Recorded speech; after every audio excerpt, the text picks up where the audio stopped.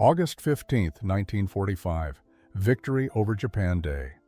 Across America, sirens wailed and crowds flooded into streets, crying and embracing strangers as news spread that the war in the Pacific had finally ended.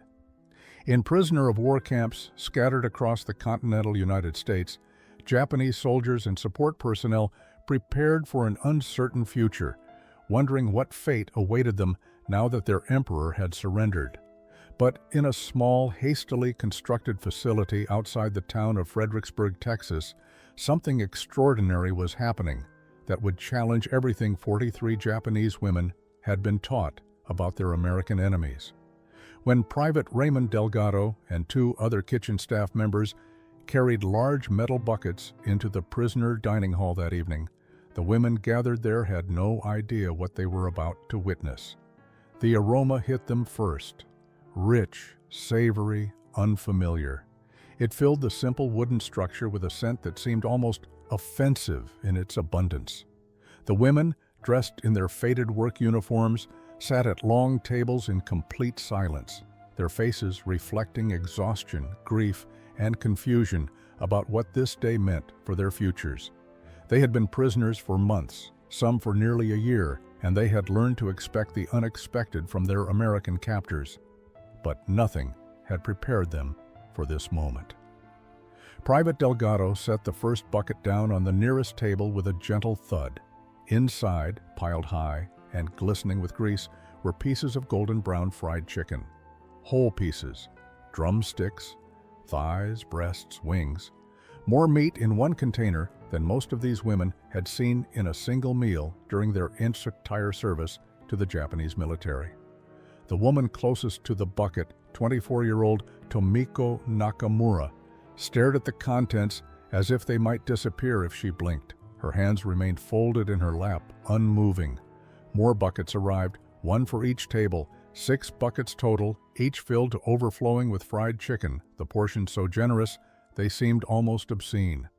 The women looked at each other, then at the American guards stationed around the room, searching for some explanation, some trick, some punishment disguised as generosity. They had been taught that Americans were barbaric, that they tortured prisoners, that capture meant death or worse. Yet here they sat, staring at more food than they had eaten in weeks, offered without ceremony or explanation on the very day their homeland had surrendered. Captain Elizabeth Thornton stood near the door, watching the scene unfold. She had ordered this meal prepared, hoping it might offer some small comfort to women who had just learned their world had been shattered. But she had not anticipated the profound silence that greeted the gesture, the way these 43 women seemed frozen between disbelief and something that looked almost like fear. Private Delgado stepped back from the tables, uncertain. No one moved to take the food. The buckets sat steaming, untouched, as the women struggled to comprehend portions their propaganda had told them did not exist in America, the land of supposed scarcity and cruelty. February 19, 1945. The transport truck rattled along the dusty road leading to the newly established prisoner facility outside Fredericksburg, Texas. Inside, 43 Japanese women sat in tense silence, their bodies swaying with each bump and turn. They wore a mixture of uniforms, some military auxiliary, others civilian clothing stained with salt water and dirt from their long journey across the Pacific. Their capture had been chaotic, scattered across different operations as Allied forces pushed deeper into Japanese-held territories. Now they found themselves grouped together, the only female Japanese prisoners of war in the entire state of Texas. Tomiko Nakamura pressed her medical bag against her chest as if it were a shield. The 24-year-old nurse from Hiroshima had served in a field hospital in the Philippines when American forces overran their position. She had been trained to expect torture, execution, or violation if captured. The propaganda had been explicit and terrifying. Yet, during the weeks since her capture, none of these horrors had materialized. Instead, she had been processed, photographed, and transported with bureaucratic efficiency that baffled her. Beside her sat Chieko Hayashi, a 21-year-old radio operator from Kyoto, Chieco's face remained rigid with defiance, her dark eyes fixed on some point beyond the truck's canvas covering.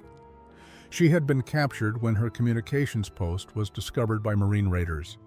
Unlike Tomiko, who observed everything with cautious curiosity, Chieco wore her hatred openly. She refused to speak to their captors except when directly ordered, and even then her responses came through clenched teeth. Near the back of the truck sat Sadako Watanabe, the oldest of the group at 28. As a senior medical officer, she had assumed responsibility for the other women during their transfer. Her quiet authority came not from rank alone, but from the maternal concern she showed for every woman under her care. She noticed who was struggling, who needed water, who was beginning to crack under the psychological strain of captivity. Now, as the truck slowed and turned, she straightened her posture, preparing herself to face whatever awaited them. The truck stopped. Voices shouted in English outside. The canvas flap pulled back, revealing harsh Texas sunlight and the silhouettes of American soldiers. Tomiko's heart hammered in her chest. This was the moment she had dreaded.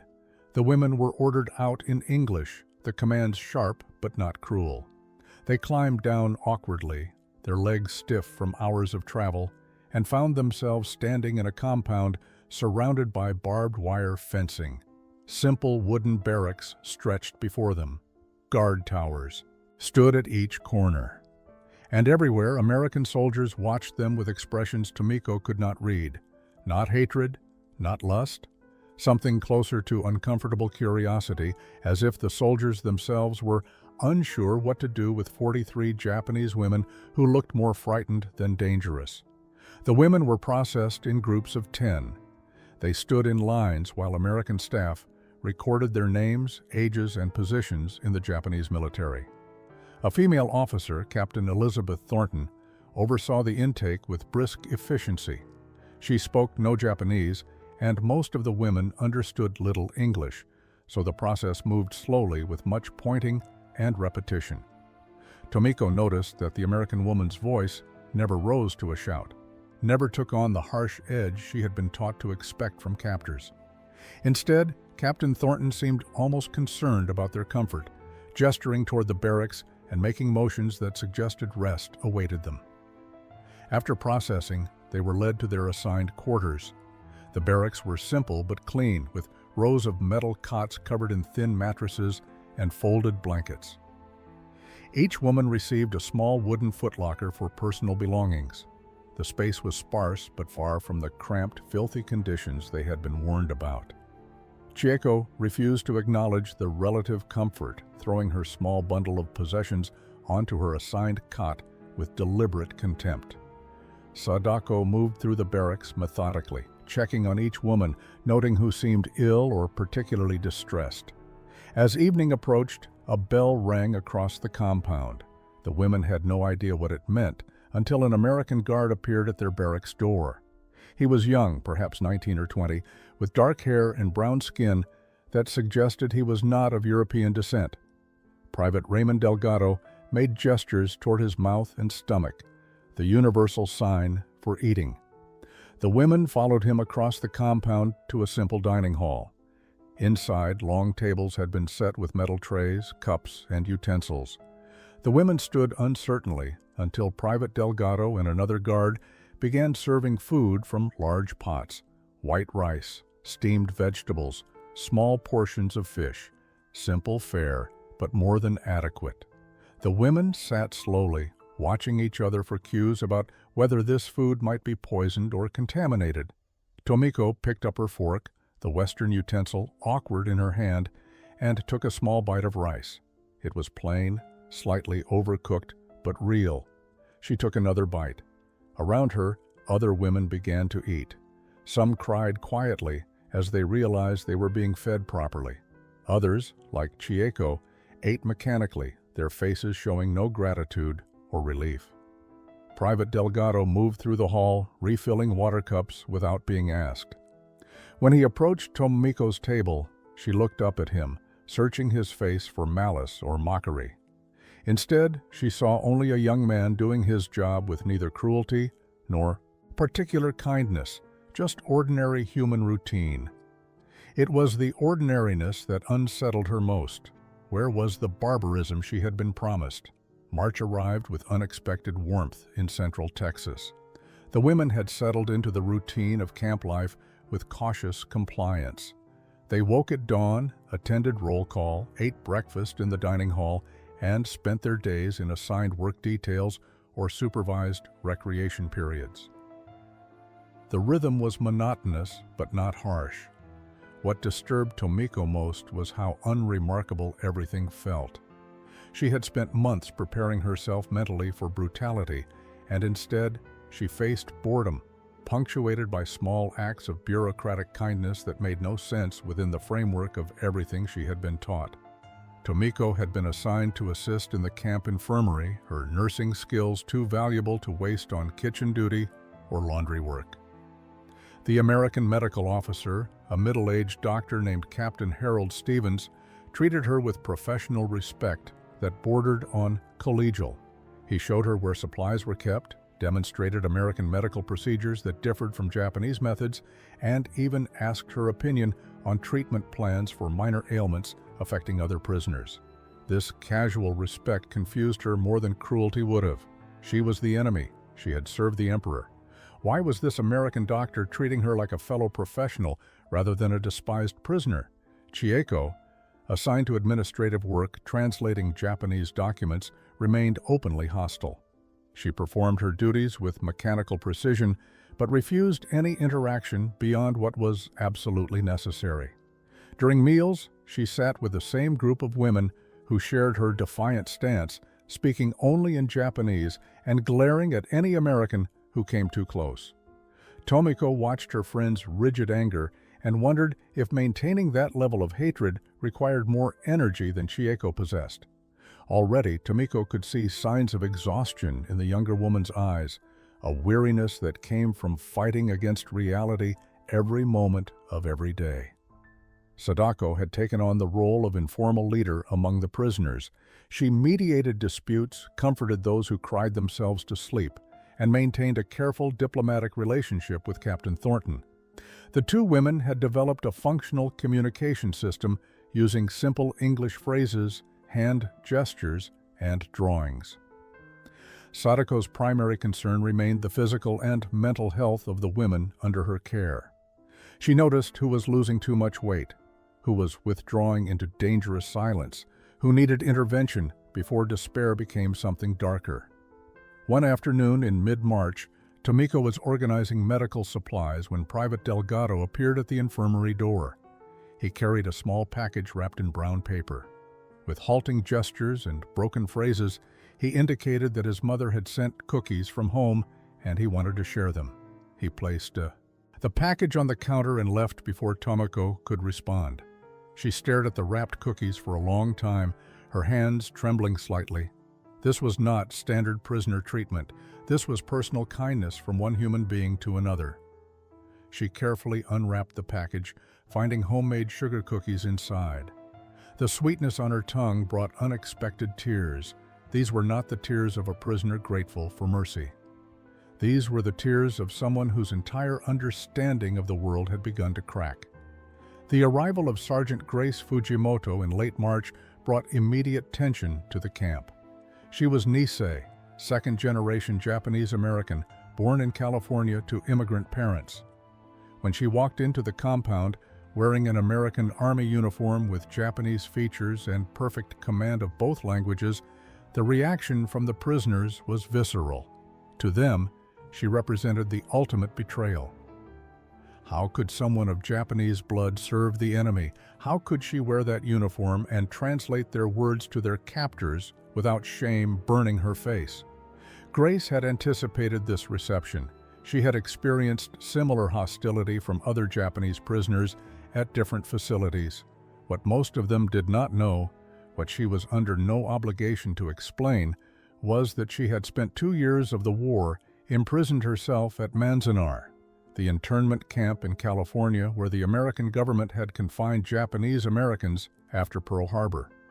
She had volunteered for military service after her release, partly to prove her loyalty, partly because she believed in something larger than the accident of her ancestry.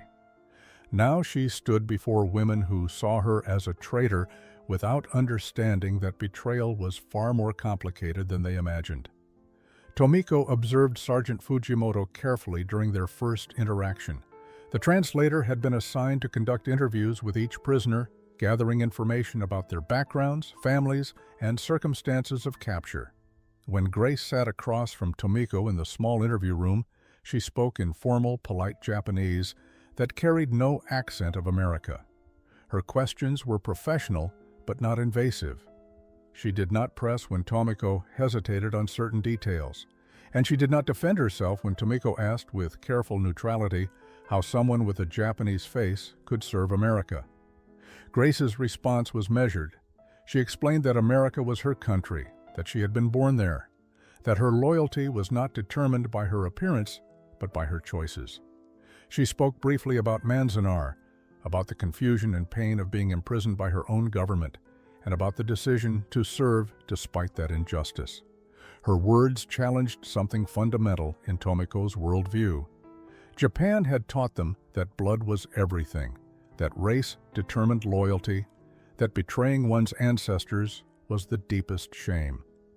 Yet here sat a woman who claimed multiple identities without apparent conflict. Over the following weeks, Grace became an unavoidable presence in the camp. She translated announcements, facilitated communication between prisoners and staff, and conducted ongoing interviews to assess prisoner morale and needs. Some women, like Chieko, refused to speak to her beyond monosyllabic responses. Others began to engage with her more openly, asking questions about America, about her life, about how she reconciled her heritage with her uniform. Sadako, ever pragmatic, recognized that Grace could be a valuable ally in ensuring the women's welfare. She began to work with the translator to address problems in the camp, from inadequate supplies to misunderstandings about regulations.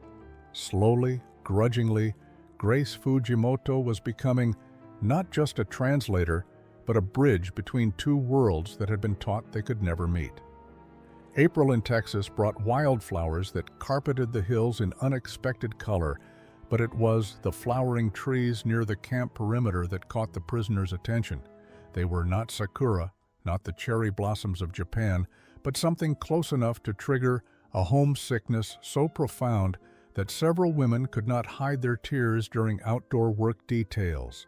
Spring had always meant renewal in Japan, meant festivals and family gatherings beneath pink blossoms. Here, it meant only the continuation of captivity in a foreign land where even the flowers spoke a different language. Corporal James Kowalski had grown up on a dairy farm in Wisconsin, where practical kindness was simply how people behaved toward one another. He was 22 years old, too young for the early Pacific campaigns, and had ended up assigned to prisoner of war camp duty more by administrative accident than design. He noticed everything. The way the Japanese women stood straighter when they thought Americans were watching. The way their conversations stopped abruptly when guards approached. The way some of them stared at the flowering trees with expressions that transcended language. One morning in mid-April, Corporal Kowalski appeared at the fence line carrying several branches he had cut from the flowering trees outside the compound. He had wrapped them carefully to protect the delicate blossoms. When he brought them to Captain Thornton and explained through Grace Fujimoto that he wanted to give them to the prisoners, the captain hesitated. There were regulations about gifts, about maintaining appropriate distance between guards and prisoners. But she saw something in the young corporal's face that reminded her why they were supposed to be the better side in this war. She approved the gesture. Grace announced during the afternoon assembly that the women could gather in the recreation area for a brief ceremony. Confusion rippled through the assembled prisoners until Corporal Kowalski walked in carrying the flowering branches. He set them carefully in makeshift vases that had been improvised from tin cans. The simple arrangement stood on a table in the center of the room, the white blossoms trembling slightly in the breeze from an open window. For several long seconds, no one moved. Then one woman began to cry. then another. Within moments, many of the 43 prisoners were weeping openly, all pretense of stoic dignity abandoned in the face of this unexpected echo of home. Chieko stood frozen, staring at the blossoms. Her defiance had cost her dearly over the past months. Maintaining constant anger was exhausting, and she felt herself cracking under the weight of small kindnesses that made no sense. These Americans were supposed to be monsters. They were supposed to hate her. Yet here was this young soldier who had noticed their pain and responded with a gesture so culturally attuned it could only come from genuine empathy. She felt something inside her chest loosening, some tight knot of rage beginning to unravel. She did not want to feel grateful to her captors, but the blossoms made it impossible to maintain her hatred without questioning everything else she believed. May brought heat that reminded some of the women of the Pacific Islands where they had served. The camp routine had become familiar enough that the initial terror of captivity had faded into something more complicated. Acceptance seemed too strong a word. Adjustment, perhaps. The women worked, ate, slept, and tried not to think too much about families they could not contact or futures they could not imagine. Mail from Japan was non-existent. The Red Cross had no information about their loved ones. They existed in a strange limbo, suspended between a past that was destroyed and a future that remained blank. The dining hall had become the center of their daily lives. 3 times each day they gathered to eat food that continued to surprise them with its abundance. The portions were not generous by American standards, but compared to what they had eaten while serving in the Japanese military, the meals felt almost luxurious. Real meat several times a week, fresh vegetables, bread with butter, coffee with sugar. Small luxuries that Japanese civilians had not seen in years were standard fare in this prisoner of war camp. On a Wednesday afternoon in mid-May, Private Delgado and the kitchen staff prepared something different. The aroma that drifted from the kitchen was unfamiliar, rich and savory in a way that made mouths water involuntarily. When the women filed into the dining hall for the evening meal, they found their usual table set with something they had never seen before: hamburgers. Large buns filled with thick patties of seasoned ground beef, accompanied by golden French fries that glistened with salt and oil. The portions were enormous by any standard they understood. Tomiko sat staring at her plate, trying to comprehend what she was seeing. This was supposed to be a prisoner meal. This was what they fed people they had captured in war. The cognitive dissonance was almost painful. During her service in the Philippines, she had seen Japanese soldiers subsist on handfuls of rice and whatever they could forage. She herself had gone days eating nothing but watery soup and stale crackers. Medical supplies had been prioritized over food, and even those had been scarce. Now she sat before more calories in a single meal than she might have eaten in 2 days during her service to the emperor.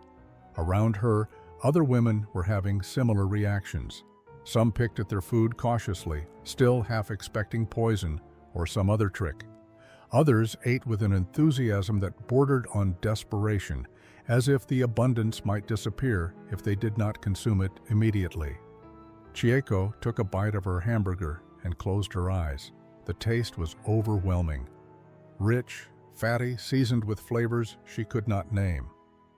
She chewed slowly, and for just a moment, she forgot to maintain her expression of defiance. She simply enjoyed the food, and in that moment of pleasure, another crack appeared in the wall she had built around herself. That night, Tomiko wrote in her diary by the dim light of the barracks. Her entries had become less about recording facts and more about trying to process the confusion she felt. She wrote about the hamburger, about the impossible abundance, about how nothing made sense anymore when the enemy fed you better than your own side ever had. The whispers began in early June, guards talking in low voices during shift changes. American staff huddled over newspapers with expressions of concern and excitement. Something was happening in the Pacific, something significant, but the information filtered down to the prisoners only in fragments and rumors. Chieko, with her background in communications, noticed the increased radio traffic from the administration building. She could not hear the content, but she recognized the patterns of urgent military communication. Something had changed in the war. Grace Fujimoto was under strict orders not to share sensitive military information with the prisoners, but she could not hide the tension in her face when she conducted her daily rounds. The women noticed. They asked questions that she deflected with professional neutrality. But her evasiveness only confirmed their suspicions that the news was significant and probably bad for Japan. The possibility that they had anticipated for months, the possibility they had pushed away with desperate hope, was becoming reality. Japan might actually lose this war. For women who had been raised to believe in the invincibility of the emperor and the destiny of the Japanese Empire, this realization came with psychological devastation that went beyond simple defeat. If Japan could lose, then everything they had been taught was a lie. If the Americans were winning, then perhaps the propaganda about American weakness and moral corruption was also false. Each revelation demanded a reevaluation of their entire worldview, and the process was exhausting and frightening. Sadako watched her fellow prisoners carefully during this period, noting signs of dangerous depression. 2 women stopped eating entirely and had to be encouraged back to the dining hall with gentle insistence. Another began sleeping 16 hours a day, retreating from consciousness rather than face the implications of their situation. Sadako spoke with Captain Thornton through Grace, explaining that the women needed information, that uncertainty was more damaging than bad news clearly stated. The captain understood but had her own orders to follow. Chieko's reaction was perhaps the most dramatic. She had maintained her identity as a loyal servant of the emperor through sheer force of will, using her anger as armor against the confusing kindness of her captors. But if Japan was truly losing, if everything she had sacrificed was for a cause that had been doomed from the start, then who was she? What had her service meant? She lay awake at night, staring at the ceiling of the barracks, feeling her carefully constructed sense of self crumbling like sand. One evening in late June, Grace gathered the women for an announcement. She stood before them with visible reluctance and explained that American forces had captured Okinawa after months of brutal fighting. The implications were clear. Okinawa was Japanese home territory. If it had fallen, the Americans were now positioned to invade the main islands themselves. The silence that followed this announcement was absolute. Some women covered their faces, others sat frozen, staring at nothing. Tomiko felt tears streaming down her cheeks, but could not remember starting to cry. Everything they had believed in, everything they had served was collapsing around them while they sat helpless in a Texas prison camp, unable even to die with their homeland. July brought a new routine that confused the prisoners as much as anything else that had happened since their arrival. Captain Thornton announced through Grace that the women would be allowed to volunteer for work programs within the camp. Those who participated would receive scrip, a form of camp currency that could be used at the canteen to purchase small luxuries like soap, writing paper, or candy. The concept of paying prisoners for their labor was so foreign to Japanese military culture that many women assumed they had misunderstood the translation. Tomiko volunteered immediately. She had been working in the infirmary without compensation, viewing it as her duty and a way to maintain her professional skills. The idea that she would now receive payment for the same work struck her as absurd, but she was curious about how this system would function. Other women volunteered for various duties: kitchen assistance, laundry work, groundskeeping, administrative tasks. Within days, a new economy had emerged within the camp as women earned scrip and carefully considered how to spend their meager wages. The canteen became a revelation. Shelves stocked with items that had been unavailable in Japan for years: real chocolate, American cigarettes, toothpaste, and soap that smelled of flowers rather than the harsh lye they had grown accustomed to, writing materials, small sewing kits. The abundance was modest by American standards, but seemed miraculous to women who remembered rationing that had stripped Japanese stores bare. Tomiko used her first week's script to buy a bar of lavender soap and a new notebook for her diary. The transaction felt surreal, as if she were playing at being a regular person rather than a prisoner of war. Private Delgado had developed a habit of eating his lunch near the work areas where prisoners were stationed. He never pushed conversation, but his presence had become familiar enough that it no longer generated tension. One afternoon he sat on a bench near the garden where several women were weeding vegetable beds. He unwrapped his lunch, a sandwich made with peanut butter and jelly on white bread. Sadako, working nearby, watched him with curiosity. She had never seen peanut butter before arriving at the camp. Delgado noticed her attention and, with the casual generosity that seemed to characterize his personality, broke his sandwich in half and offered it to her. Sadako hesitated, looking around as if expecting someone to intervene. No one did. She accepted the half sandwich with a small bow and took a cautious bite. The combination of salty peanut butter and sweet jelly was strange, but not unpleasant. What struck her more than the taste was the gesture itself. This young American soldier had just shared his own meal with an enemy prisoner, without hesitation or expectation of gratitude. It was the kind of small kindness that her own military culture would have considered inappropriate fraternization. That evening, Sadako described the incident to several other women in the barracks. They discussed what it meant that Americans seemed to view them not as dangerous enemies, but as fellow human beings who happened to be on the wrong side of a war. The distinction was subtle, but profound. It suggested that Americans separated the individual from the ideology, a concept that Japanese military culture, with its emphasis on absolute loyalty and collective identity, had never acknowledged. August arrived with news that made the American staff visibly tense. Something significant was happening in the Pacific Theater, but once again, the details were withheld from the prisoners. Grace Fujimoto moved through the camp with an expression that mixed concern and something that looked like personal pain. Several women asked her what was happening, but she maintained her professional boundaries and refused to discuss military developments. What she did offer unexpectedly was something more personal and ultimately more impactful than any military briefing could have been. Grace requested permission from Captain Thornton to speak with the prisoners about her own experiences during the war. The captain, recognizing that the women needed perspective as much as information, approved the unusual request.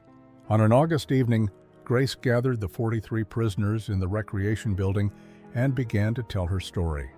She spoke in Japanese, her words carrying the weight of lived experience rather than official propaganda. She had been 19 years old when the Japanese attacked Pearl Harbor. She was attending university in Los Angeles, studying literature, planning to become a teacher. Within weeks, everything had changed. Executive Order 9066 authorized the forced removal of all people of Japanese ancestry from the West Coast. She and her family were given 10 days to sell or store everything they owned and report to an assembly center. They were allowed to bring only what they could carry in 2 suitcases per person. The women listened in silence as Grace described life at Manzanar, the wooden barracks with gaps in the walls that let in dust and cold, the communal bathrooms with no privacy, the guard towers and barbed wire that marked them as threats to their own country despite having committed no crime.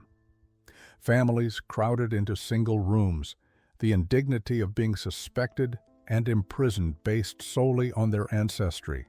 She described her father's humiliation, her mother's quiet despair, her younger brother's confusion about why Americans suddenly hated them. Tomiko felt her understanding of the world shifting again. She had assumed that Americans treated their own citizens with the freedom and dignity they seemed to show even to prisoners. Learning that the United States had imprisoned tens of thousands of its own people simply for having Japanese faces challenged that assumption. Yet Grace stood before them wearing an American uniform, having volunteered to serve the country that had imprisoned her family. How was that possible? Grace anticipated the question before it was asked. She explained that America, for all its failures and hypocrisies, held principles that were worth defending even when Americans themselves failed to live up to them. She had chosen to serve not because America was perfect, but because its imperfections could be challenged and sometimes changed.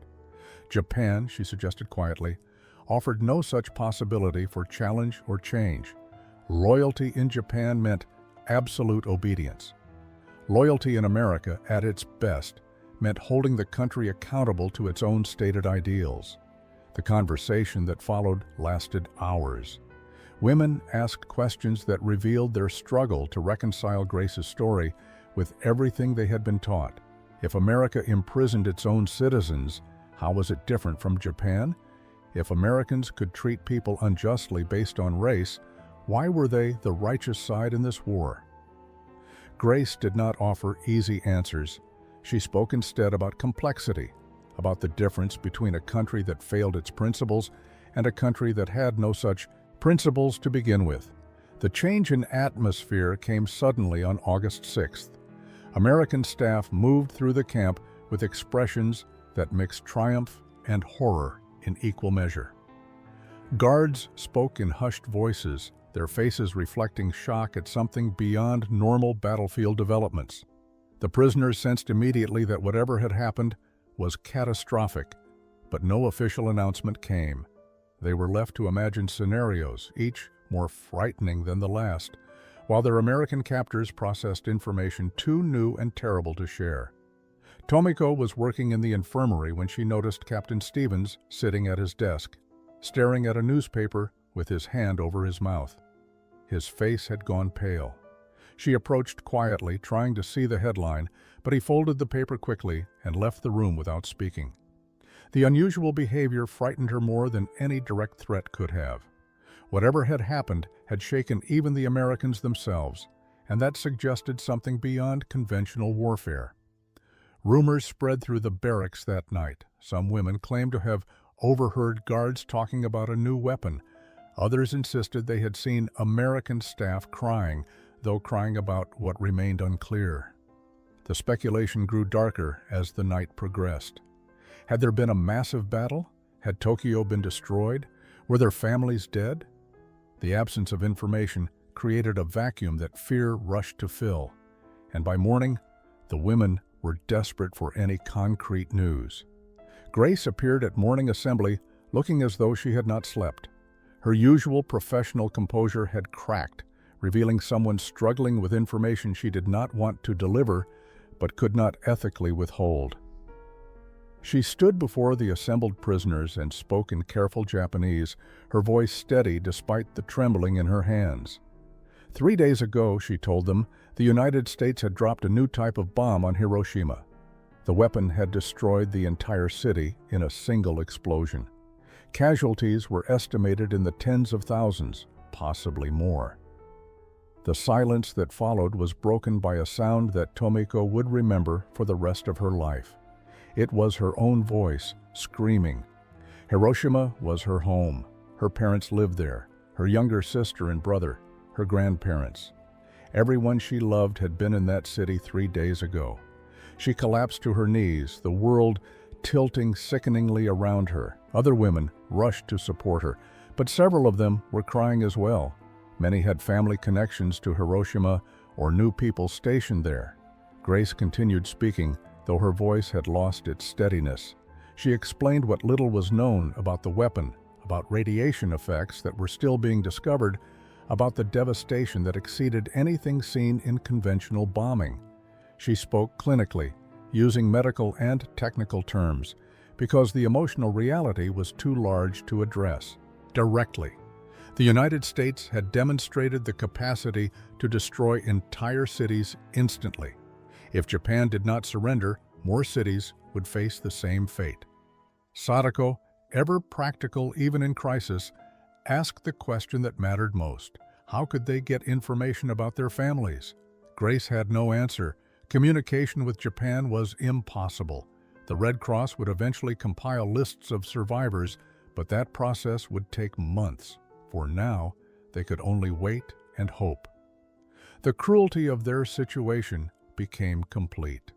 They were prisoners, unable to return home, unable to help, unable even to know if anyone they loved had survived. They could only sit in Texas and imagine the unimaginable. August 15th arrived with tension so thick it seemed to hang in the air like humidity. For days, the American staff had been preparing for something, moving with purpose that suggested significant developments were imminent. The prisoners had heard additional rumors about a second bomb dropped on Nagasaki 3 days after Hiroshima. 2 cities destroyed, hundreds of thousands dead. The numbers were too large to comprehend, but the implication was clear. Japan could not continue fighting against such weapons. Captain Thornton called an emergency assembly at 1000 hours. The women gathered in the recreation building, their faces reflecting exhaustion from days of sleepless anxiety. Many had stopped eating properly. Tomiko had withdrawn into silence so complete that even Sadako could not reach her. The nurse from Hiroshima sat staring at nothing, her mind trapped in imagining what her family's final moments might have been like. She had given up hope of their survival. Hiroshima had been destroyed. Therefore, her family was dead. The logic was simple and devastating. The captain stood before them with Grace at her side. Her expression was solemn, but not unkind. She began to speak, and Grace translated sentence by sentence. Early this morning, she told them, Emperor Hirohito had addressed the Japanese people by radio for the first time in history. He had announced Japan's acceptance of the terms of unconditional surrender outlined in the Potsdam Declaration. The war in the Pacific was over. Japan had been defeated. No one moved. No one spoke. The words hung in the air, too enormous to process immediately. Japan had never been defeated in its entire history. The concept itself seemed impossible, like being told the sun would no longer rise or that water would no longer flow downhill. Yet here stood their American captor, confirming that the impossible had occurred. The empire of the rising sun had fallen. Captain Thornton continued speaking, and Tomiko forced herself to focus on Grace's translation. The captain explained that repatriation procedures would begin soon. Though the logistics would take time to organize, the women would remain at the camp until transportation could be arranged. In the meantime, they would be allowed time to process this news privately. She understood, she said carefully, that this was not a day of celebration for them as it was for Americans. She would ensure they were given space to grieve. What happened next surprised everyone. The American guards did not celebrate. There was no cheering, no mockery of the defeated enemy. Instead, they quietly withdrew from the areas where prisoners were gathered, giving them privacy for their grief. Corporal Kowalski, who had brought them flowering branches months ago, simply nodded respectfully as he walked past a group of weeping women. Private Delgado removed his cap when he encountered Sadako in the hallway, a gesture of respect for her obvious pain. The prisoners returned to their barracks in silence. Once inside, away from American eyes, the emotional dam broke completely. Women who had maintained dignity through months of captivity now sobbed without restraint. Some screamed, others sat motionless in shock. Chieko, whose defiance had sustained her through everything, finally broke down entirely. She had maintained her loyalty to the emperor as the core of her identity. With the emperor himself announcing surrender, that identity had been destroyed. She cried not just for Japan's defeat, but for the loss of the person she had believed herself to be. Evening came with unexpected quiet. The American staff had given the prisoners the entire day to process the news of surrender without imposing normal routines. No work details were assigned. No roll calls were conducted. The women remained in their barracks or wandered the compound in small groups, speaking in hushed voices about futures they could not imagine. Some discussed their families, wondering who had survived and who had been lost. Others talked about what kind of Japan they would return to, whether anything they remembered would still exist. Tomiko had not spoken since the announcement. She sat on her bunk, holding the medical bag she had carried since her capture, running her fingers over the worn leather as if the familiar texture could anchor her to something real. Sadako had tried several times to engage her in conversation, but the younger woman simply stared without responding. The psychological shock had been too severe. She had retreated somewhere deep inside herself where the pain could not reach. As sunset approached, an unusual smell began drifting through the compound, rich, savory, completely unexpected. Women near the windows of the barracks noticed it first and mentioned it to others. Gradually, curiosity overcame grief enough that several prisoners moved to the windows to investigate. They could see activity near the kitchen building, staff members moving with purpose, carrying large containers toward the dining hall. At 1800 hours, a bell rang signaling the evening meal. For a moment, no one moved. The idea of eating seemed absurd when the world had ended, but Sadako, understanding that routine was sometimes the only defense. Against despair, stood and began encouraging the other women to attend the meal. They needed to eat, she insisted gently. Grief did not excuse neglecting their physical health. Slowly, reluctantly, the women began filing out of the barracks toward the dining hall. The scene that greeted them was unlike anything they had experienced during their captivity. The dining hall had been arranged differently. The usual long tables remained, but someone had placed small bunches of wildflowers in tin cans at intervals along each table. The American staff stood waiting, but not with their usual casual efficiency. They stood formally, almost ceremonially, as if acknowledging that this meal carried significance beyond simple sustenance. Private Delgado emerged from the kitchen carrying something the women had never seen before. A large metal bucket, the kind used for industrial purposes, filled to overflowing with pieces of golden brown fried chicken. The aroma intensified as he approached the nearest table, setting the bucket down carefully in the center. Behind him, other kitchen staff appeared carrying additional buckets, one for each table. 6 buckets total, each containing more chicken than most of these women had eaten in their entire service to the Japanese military. The prisoners stared. They looked at the buckets, then at the American staff, then back at the buckets, trying to comprehend what they were seeing. This was Victory over Japan Day. This was the day Americans had waited years to celebrate. Yet instead of reducing prisoner rations in triumph or displaying their victory through punishment, the Americans had prepared a feast. Not just food, but abundant food. Generous food, food that seemed to mock everything the prisoners had been taught about American cruelty and resource scarcity. Captain Thornton stepped forward, and Grace translated her brief remarks. She explained that in America, significant occasions were often marked with special meals shared among communities. She understood this day brought the prisoners pain rather than joy, but she hoped they might accept this meal as a gesture of respect for their humanity despite the circumstances that had made them enemies. She did not celebrate their suffering, she said quietly. She celebrated only that the killing had finally stopped. The women sat slowly, their eyes fixed on the buckets. Sadako reached forward first, her practical nature overcoming hesitation. She selected a piece of chicken, a drumstick, and placed it on her plate. The weight of it surprised her. This was real meat, substantial and generous. She looked around at her fellow prisoners and nodded encouragingly. Others began to follow her example, taking pieces tentatively as if the food might vanish if they moved too quickly. Tomiko took a chicken breast, the largest piece she had ever been served in a single meal. She held it in both hands, staring at the crispy golden coating, the steam rising from the tender meat inside. Her mind struggled to reconcile this abundance with her understanding of imprisonment, of war, of how enemies were supposed to treat one another. The propaganda had been explicit. Americans were cruel. Americans were selfish. Americans hoarded resources and let others starve. Yet here sat evidence that contradicted every claim she had accepted as truth. She took a bite.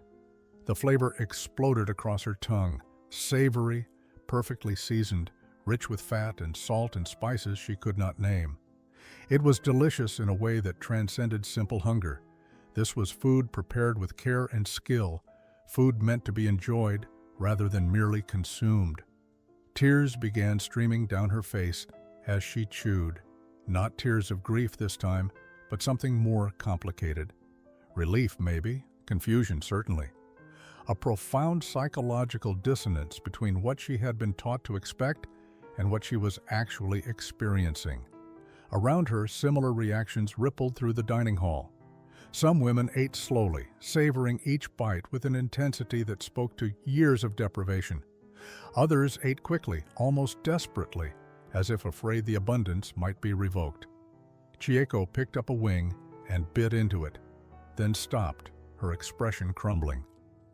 She had maintained her defiant hunger strike against American food for weeks after arrival, accepting only rice and vegetables. She had told herself that refusing their meat was a form of resistance. Now she understood how foolish that resistance had been. The Americans had been feeding them better than their own military ever had, and she had rejected it out of stubborn pride. Sadako noticed what was happening around the hall and understood its significance. This meal was accomplishing what months of kind treatment had not quite achieved. It was breaking through the final barrier of propaganda, forcing each woman to confront the uncomfortable truth that their enemy had shown them more consideration than their own side ever had. The cognitive dissonance was painful but necessary. It was the first step toward rebuilding their understanding of the world. September arrived with cooler temperatures and the beginning of repatriation planning. American officials from Washington visited the camp to assess the logistics of returning 43 Japanese women to a country that existed now only in ruins and occupation. Captain Thornton met with each prisoner individually through Grace's translation to discuss their wishes and circumstances. The interviews revealed a complexity that no one had anticipated. Tomiko sat across from the captain, her hands folded in her lap. When asked about her plans for repatriation, she remained silent for a long moment. Finally, she spoke in halting English she had been learning. She had written 3 letters to Hiroshima through the Red Cross. None had received replies. She had checked every survivor list that became available. Her family's names appeared nowhere. The logical conclusion was that they were dead, but without confirmation. She existed in limbo between hope and grief. What would she return to? She asked Captain Thornton. A city that no longer existed, a family that was probably dead, a country occupied by foreign powers and stripped of everything it had believed defined its identity? The questions were not rhetorical. She genuinely did not know what home meant anymore when everything that had made a place home was gone. Sadako expressed different concerns during her interview. Her family lived in Kyoto, which had been spared bombing. She had received 1 letter confirming their survival, though they faced severe hardship in the post-war chaos. She wanted to return to help them, to use her medical skills in a country desperate for healthcare workers. But she admitted fear about what reception she would face as a returned prisoner of war. Would she be seen as a failure? Would her service be honored or condemned? Chieko's interview lasted the longest. She had no family left. Her parents had died in a bombing raid on Kyoto before her capture. She had no siblings, no aunts or uncles she knew of. Japan represented nothing to her now except painful memories of a cause she had believed in that turned out to be built on lies. When Captain Thornton asked what she wanted to do, Chieko's response was simple and devastating. She did not know. She did not know who she was without the Emperor and the Empire. She did not know how to be Japanese in a defeated Japan. She did not know how to imagine a future. Other women expressed similar uncertainties. Many had lost contact with their families entirely. Some had received news of deaths. A few had learned that their homes were in territories now occupied by Soviet forces rather than Americans. The question facing them was not simply whether to return home, but whether home still existed in any meaningful sense. October brought the formal repatriation schedule. The first transport ship would leave San Francisco in December, carrying Japanese prisoners from camps across the western United States. The women at the Texas facility were scheduled to travel by train to California in mid-November. Captain Thornton posted the information in both English and Japanese, giving the prisoners 2 months to prepare for their departure. But instead of relief, the announcement triggered unexpected turmoil. Grace noticed it first during her regular rounds. Small groups of women speaking in urgent whispers that stopped when she approached. A tension in the barracks that felt different from the grief and uncertainty that had dominated since August. Something was being discussed. Some decision was being made collectively, but the women were not ready to share it with their American captors yet. The revelation came during the 3rd week of October. Tomiko approached Captain Thornton formally, requesting a meeting with Grace present to ensure clear communication.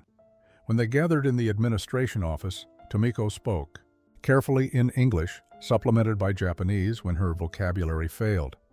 She explained that she had been asked to speak on behalf of a group of prisoners who had been discussing their situation extensively. 27 women did not wish to board the December transport. They requested permission to delay their repatriation indefinitely. The words hung in the air like an accusation. Captain Thornton asked for clarification, uncertain she had understood correctly. Tomiko repeated herself, this time in Japanese translated by Grace. 27 prisoners, more than half of the women in the camp, were asking to remain in American custody rather than return to Japan. The captain's response was immediate confusion. She explained that the Geneva Convention required the repatriation of prisoners of war. The United States could not simply keep them imprisoned indefinitely. But Tomiko clarified that they were not asking to remain prisoners.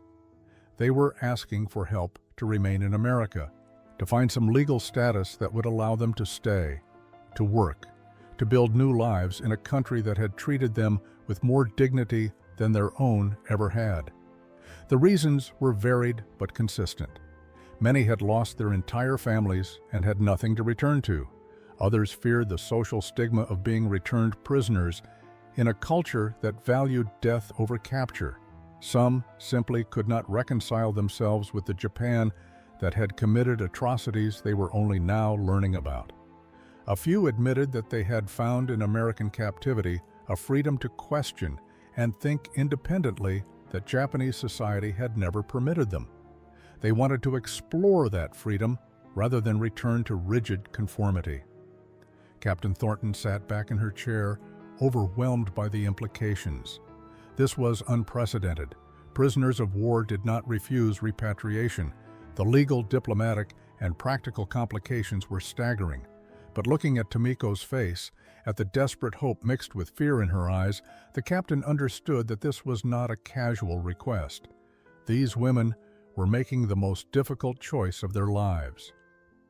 The decision divided the camp in ways that previous conflicts had not. The 16 women who chose immediate repatriation viewed those who wanted to stay as traitors, abandoning their duty to help rebuild Japan. Heated arguments erupted in the barracks as women who had supported each other through months of captivity now questioned each other's loyalty and integrity. Sadako found herself mediating disputes that sometimes escalated to shouting matches about honor, duty, and what it meant to be Japanese. Captain Thornton had forwarded the unusual request up the chain of command, and the response took weeks to arrive. During that time, the camp existed in suspended tension. The women who wished to stay threw themselves into their work with renewed intensity, as if demonstrating their value might influence the decision being made in distant offices. Tomiko volunteered for extra shifts in the infirmary. Chieko organized a small English class for other prisoners, teaching what she had learned over the months. The response from Washington arrived in early November. The War Department would not prevent voluntary repatriation. However, given the unprecedented circumstances and the ongoing chaos in occupied Japan, the women who wished to remain could be reclassified as displaced persons awaiting resettlement. This status would allow them to stay temporarily while applications for permanent immigration were processed. They would need American sponsors, guaranteed employment and housing. The military would not provide ongoing support beyond a brief transition period. The practical requirements were daunting. Where would they find sponsors willing to vouch for former enemy nationals? What American families would open their homes to Japanese women in the immediate aftermath of a brutal war? The challenges seemed insurmountable, but Grace began reaching out to church groups and civic organizations, explaining the situation and asking for assistance. The response surprised everyone. Several local families stepped forward immediately. The Henderson family, who ran a small farm outside Fredericksburg, offered to sponsor Tomiko. They needed help with their agricultural operation and were willing to provide housing in exchange for work. Dr. Stevens arranged for Chieko to continue her education, connecting her with a program for displaced persons at a community college. Other families, moved by the women's story and their obvious sincerity, offered various forms of support. By mid-November, the logistics had been arranged. 16 women would board the train to California and eventually the ship to Japan. 27 would remain in Texas, beginning the complicated process of building entirely new lives. The final evening before the departure brought both groups together for a last shared meal.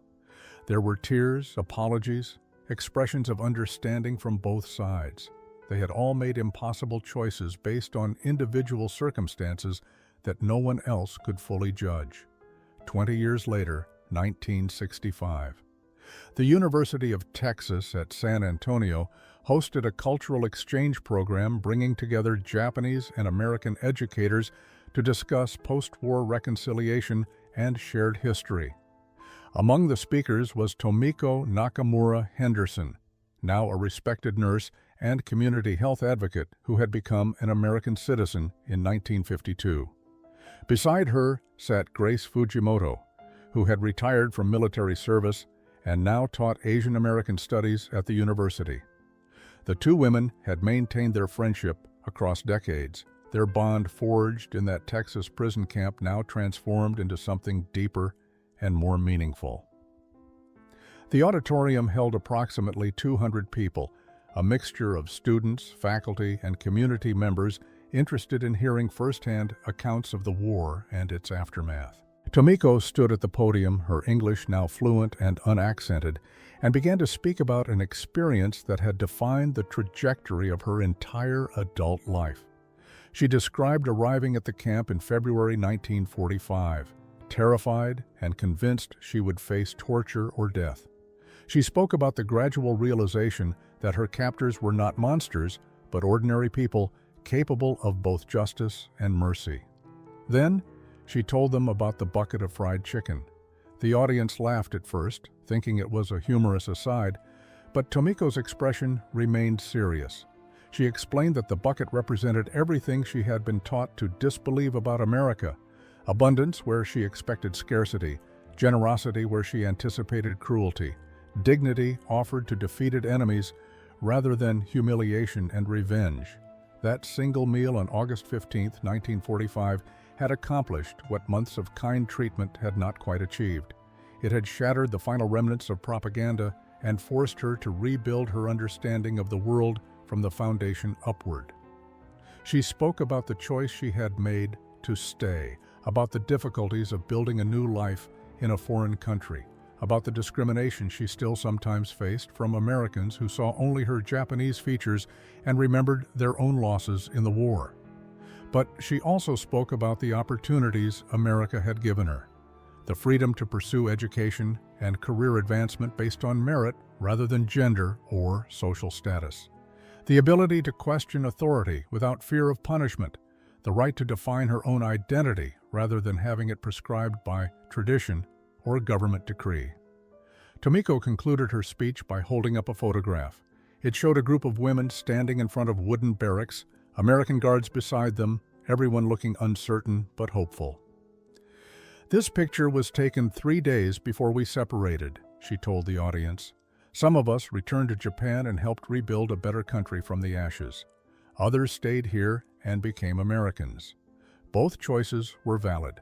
Both required courage. The bucket of fried chicken taught us that enemies could become friends, that hatred could transform into understanding, and that the most powerful weapon against propaganda was simple human kindness consistently applied.